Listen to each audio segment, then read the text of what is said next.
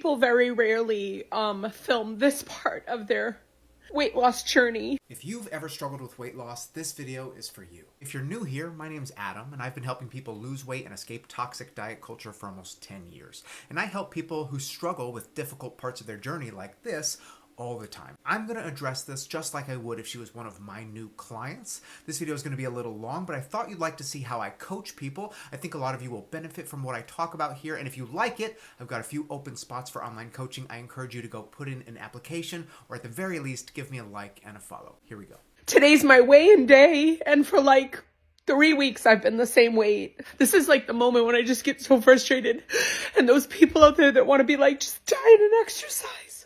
I'm on week 9 of diet and exercise. Okay, I want you to know, I hear you. You've been really patient this whole time, and I know that you've been working just as hard the last 3 weeks as you were the first 6. When the number on the scale doesn't reflect all the hard work you've been putting in, that is frustrating. I think the simplest solution would be to take a break from weighing yourself, because right now that's acting as a major distraction, and you're getting discouraged every time you don't see that number drop. So that'll be step 1. What else has got you upset? I'm on week 9 of barely no carbs, sugar, clean keto.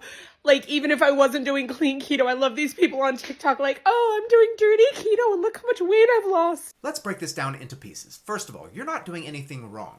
Okay, keto generally is not sustainable for 99% of people. It's not that you've failed this diet. The diet has failed you. Do some people lose weight fast? Sure, because they're cutting out carbs, and carbs make up the majority of people's diets a lot of times. So when you cut them out, you're also cutting out like 60% of your total intake. But most of the time, that weight loss isn't sustainable when they go back to eating normally. And as you can see, life's pretty miserable without any sugar, bread, pasta, potatoes, all the good things in life. Not only is it unsustainable, it's also unnecessary. No matter what people on the internet say, carbs are not the enemy. They don't make or keep you fat, and I don't want you to make them off limits anymore. Now, because you've gone 2 months plus without eating them, it might be a little scary reintroducing those back into your diet, but we can talk about some strategies to do that with confidence, okay? My weight has been a lifelong struggle, and if it was so easy just to diet and exercise, I would do it, because anybody who knows me, anybody out there who knows me knows I am the most resilient, hardworking, committed person.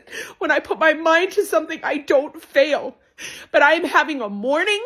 It's like, what am I fucking doing? Well, I have never doubted your resilience or your work ethic. My professional opinion, you're crushing it. You haven't failed me, but you haven't failed yourself either, because guess what? This isn't a test. It's not pass or fail, and I think that voice in your head telling you that you have failed comes from decades of diet culture telling you that fat is bad and thin is good, and that if your body isn't perfect, it's not good enough. And the first step to overcoming that mindset is realizing that that's an impossible standard to put on yourself. And also understanding that your size doesn't dictate your value or your worth as a human being. I know that sounds a little cliche, but it's true. Every meal, it feels like I'm torturing myself, sadly. That's a perfect summation of the keto diet. I can't have anything that I want. You make a nice Asian dish, you can't have rice with it. Italian dish, you can't have pasta with it. You can't even have a piece of toast in the morning. Yeah, pretty awful. You're missing out on big parts of life. Birthdays, celebrations, special events. Every meal takes tremendous effort and brain space, which is ironic because carbs and sugar are what gives our bodies and our minds energy. So without them, everything is harder. Now, we're twice as sure we're going to get off the keto train, right? We're not going to be on it when it falls off the tracks again. This is the side, this is the fat people side that people don't get. Those people that are waking up saying I'm fat and I love myself, it's because they've had so many mornings like this, they fucking gave up. Sorry for swearing. It's okay. I see where you're coming from, but I don't think that people who say I'm fat and I love myself do it because they've given up, per se. I think they've just decided I'm not letting society's pressure to lose weight dictate my happiness anymore. Does that make sense? And they might be onto something. I'm not saying you have to immediately become Miss Body Positivity overnight, but even getting to a place of neutrality where you can look at your body and think, hey, I don't hate myself, is going to be pretty liberating. Why don't we work together to find a way to do that? 9 weeks. I'm down 15 pounds. Well, Christmas Eve and Christmas Day, I took a little bit of liberty. I didn't eat exactly what's on my plan. And let me tell you something, I gained 7 pounds in those 2 days. 7. Lots to unpack here. So you saw some weight loss during that first 6 weeks, but you were heavily restricted during that time. You were following a lot of rules, and it makes total sense that the minute you let loose a little bit, you're going to go a little nuts. That's a rebound effect, an unfortunate byproduct of extreme restriction. And boy, is that effect doubled during the holidays. But you should be able to enjoy Christmas and New Year's and indulge a little bit too. Everybody does it, and nobody feels bad about it except people who are dieting. That's not fair to you. You deserve to enjoy that too. So number one, I want you to give yourself a little bit of grace. You did nothing wrong. And number two, you didn't gain 7 pounds of fat in 2 days, I promise. You couldn't eat that much if you tried. What you saw was the scale go up 7 pounds, but that's different than you gaining 7 pounds of body fat.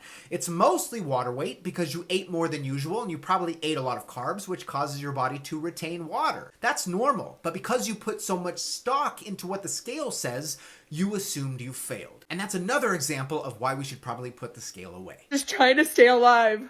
Trying to stay alive in this world that hates me. That's what I'm trying to do. But I'm in here, and I'm going to shut this video off, and I'm going to go back to this fucking workout, and then I'm going to go eat my eggs and my avocado like a good girl. Okay, let's pump the brakes a little bit. I think we're past the point of needing to finish today's workout. I see your dedication, but I want exercise to be something that you like to do, not something that feels like a chore or an obligation. And I don't want you associating it with the way you're feeling now. What I'd like you to do instead is to find something today that brings you joy, makes you happier, takes your mind off all this. Some form of self-care. Maybe that's journaling a little bit or reading. Maybe that's taking a walk outside. One thing is for sure, we've reached a boiling point. A valid one, but I want you to get in the right headspace before we take the next step. And for everybody struggling like me, everybody who's out here like really, really trying, and you're struggling, I'm so sorry, and I am empathetic towards you, and I know what you're going through, and I understand the frustration. I love you. Nobody says they love you. I love you, and I think you're beautiful. I think you're beautiful. I think you're a masterpiece. That is a wonderful sentiment, and I share it, but I want to ask you this. I think you're beautiful. I think you're a masterpiece. I love you. You so willingly say that to other people who are struggling. Why can't you say the same things to yourself?